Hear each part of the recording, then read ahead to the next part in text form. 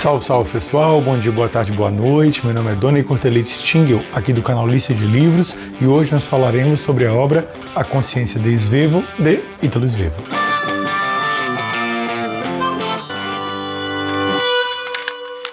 Bem, Ítalo Svevo, na verdade, era um pseudônimo. O nome dele verdadeiro era Aaron Hector Schmitz. Ele nasceu em 1861 na Áustria, depois se tornou o Império Austro-Húngaro.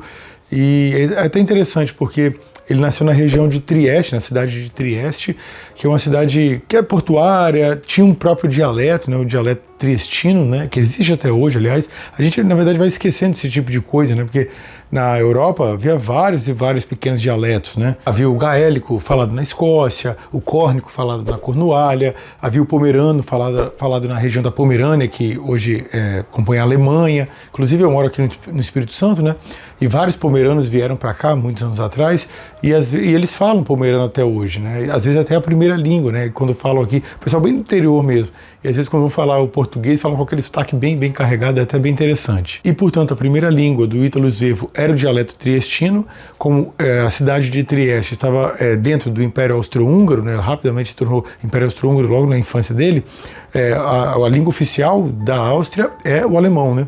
Então ele foi muito influenciado pela cultura alemã. Inclusive o pai dele era um judeu alemão, a mãe dele já era uma italiana cristã, e então o segundo idioma dele foi o alemão. E, por fim, a cidade de Trieste acabou migrando, né? E acabou depois do término da Primeira Guerra Mundial, o Império Austro-Húngaro se desfez, várias partes de territórios, né, desse antigo império foram abocanhados, vamos dizer assim, né, foram redivididos por vários países, e parte migrou para a Itália. Então o italiano era uma espécie de terceiro idioma dele, a cidade de Trieste, e por conseguinte a nacionalidade dele, migraram para a Itália. Então era, de certa maneira, um desafio, né, escrever nesse idioma. Aliás, eu já até descrevi aqui no vídeo sobre o livro O Homem Sem Qualidades, do Robert Musil, porque eu tive a oportunidade, né, de conhecer um bisavô e 3 bisavós. E esse bisavô foi ele propriamente que veio, né, junto com outros familiares lá da Europa, aqui para o Brasil. E era interessante, porque a cidade aconteceu a mesma coisa aqui que com o Ítalo Svevo. A cidade compunha o Império Austro-Húngaro e depois migrou para a Itália, mas esse meu bisavô, ele dizia com muita convicção, com muita firmeza: não sou italiano, eu sou austríaco. Ele dizia isso recorrentemente, mas não era exatamente da mesma região aqui do Ítalo Svevo, não, era uma região próxima, relativamente próxima, né, mas duas regiões que eram do Império Austro-Húngaro hoje compõem a Itália. E justamente por estar nessa confluência assim, de várias culturas, vários idiomas, uma espécie de epicentro ali, né, a cidade de Trieste tinha relativa importância, uma cidade portuária que tinha um comércio próspero, e o Ítalo Svevo acabou adotando esse nome, né? O Ítalo remete à Itália, né? E o Svevo é ao suevo, né? Que é um povo germânico. Ele se redesignou para mostrar suas grandes influências, né? E ele foi um autor, aliás, especialmente influenciado pelo Schopenhauer e, mais na maturidade, pelo criador da psicanálise, o Sigmund Freud, que, aliás, eu deixarei aqui embaixo trechos selecionados, não só do próprio livro A Consciência de Svevo, como dos vários autores que eu viria citar aqui, inclusive, claro, de Sigmund Freud. É interessante que o Ítalo Svevo chegou a aprender inglês. Quem ensinou inglês a ele foi o James Joyce, né? Um autor famosíssimo, um autor de várias obras, especialmente Ulisses, né? Uma daquelas que compõe o cânone moderno de clássicos, né? Ele pôde aprender inglês com esse autor, uma informação bastante interessante. Ao longo de sua vida adulta, ele trabalhou em jornais, depois ele veio a trabalhar em um banco, por fim ele acabou tendo um relacionamento com uma filha de um grande empresário lá de Trieste, que se casou com ela, e por conseguinte ele acabou, vamos dizer assim, assumindo a firma, né, assumindo a empresa, começou a trabalhar nela. Então, os primeiros livros dele, ele foi bancando o próprio livro, lançamento dos próprios livros, até que, por fim, ele lançou A Consciência de Zeno, que é vamos dizer assim, seu magnus opus. Esse livro já fez bastante sucesso. E esse livro aqui, né, A Consciência de Svevo, ele é chamado assim justamente porque remete a essa obra-prima dele, mas no caso aqui foram apenas 2 contos, né, traduzidos pela editora que selecionou para lançar como esse livrinho aqui. Portanto, não foi um livro que ele lançou em vida, digamos assim. Mas antes de dar sequência e falar propriamente sobre o livro, eu gostaria de pedir, se você puder e quiser, curta esse vídeo, se inscreva no canal, blá blá blá blá blá. Mas não deixe de fazer não, gente, que é importante aqui para nós. Bem, esse livro é composto apenas por 2 contos, e o primeiro se chama Horácio Cima.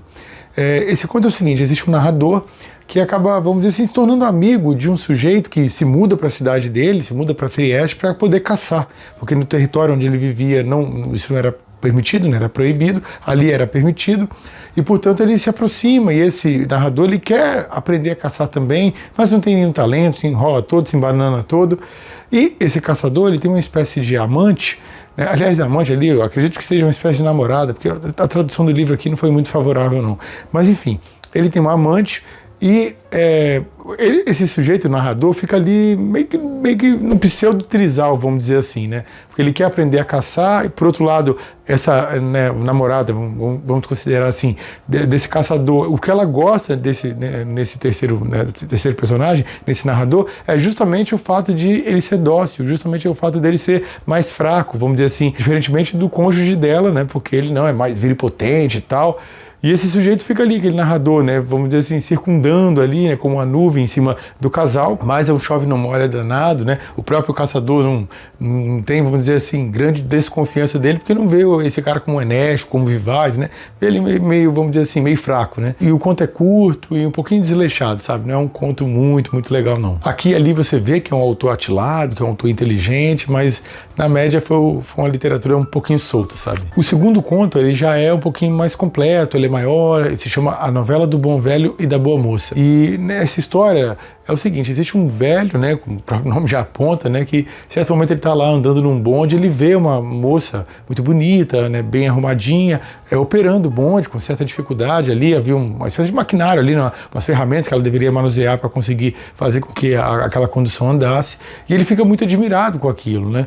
E aí ele tenta começar, vamos dizer assim, conhecer aquela moça, ele é um empresário bem sucedido, já com a idade mais avançada, ele pensa, talvez eu consiga colocar essa menina para trabalhar para mim. Mas na verdade ele também, vamos dizer assim, né, gostou dela, gostou da persona, gostou da fisionomia ali, da valentia dela, ele ficou um pouco admirado, ficou ali um pouco enamorado dela.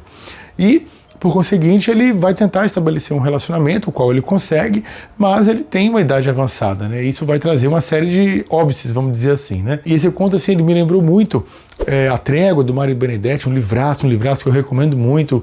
Me lembrou um pouco também Memorial de Aires, do Machado de Assis, aliás, o último livro do Machado de Assis. Mas o fato é que depois dele estabelecer esse relacionamento, as dificuldades que o relacionamento acaba, vamos dizer assim, passando por conta da idade, ele vai fazer assim, uma série de análises a respeito da velhice, da juventude, do relacionamento entre as pessoas, o que é possível, o que não é possível. Ele tenta fazer uma análise da vida baseado, vamos dizer assim, nessa espécie de revival, né, nessa espécie de, vamos dizer assim, de chama que essa menina trouxe para a vida dele e das consequências que depois se abateram por conta desse próprio relacionamento. Apesar de ser um contozinho já mais agradável do que o antecedente, tem um final, ele é mais conclusivo, etc. Vamos dizer assim, o próprio livro do Robert Musil, que eu citei aqui, O Homem Sem Qualidades, ou mais recentemente teve outro vídeo aqui no canal que foi o Memórias de Adriano, da Marguerite Yourcenar. Nesses livros, quando os personagens se dispuseram a fazer grandes análises sobre a vida, sobre a morte, sobre a juventude e análises mais complexas como um todo, eles foram mais bem-sucedidos, sabe? Esse livro aqui do Ítalo Svevo é um pouquinho fraquinho, sabe? Ele não foi muita coisa, não. Você conta um pouquinho melhor, não chega a ser expressivo, não chega a ser uma coisa que vai te incomodar, mas também não agrega muito, sabe? Na minha concepção, os contos são um pouquinho insípidos, vamos dizer assim. Eu até gostei um pouquinho mais do segundo, mas ainda assim não chega a ser um livro que eu particularmente recomende. Então, assim, meu veredito é um pouquinho desfavorável, vamos dizer assim. Mas, naturalmente, o que eu expus aqui nesse meu veredito foi apenas a minha singela opinião e eu gostaria de saber a sua. Você conhece o autor Ítalo Svevo? Conhece esse livro aqui? Conhece A Consciência de Zeno, que é seu Magnus Opum? Comente à vontade aqui embaixo. É isso, um forte abraço, um beijo no coração e até a próxima. Tchau, valeu!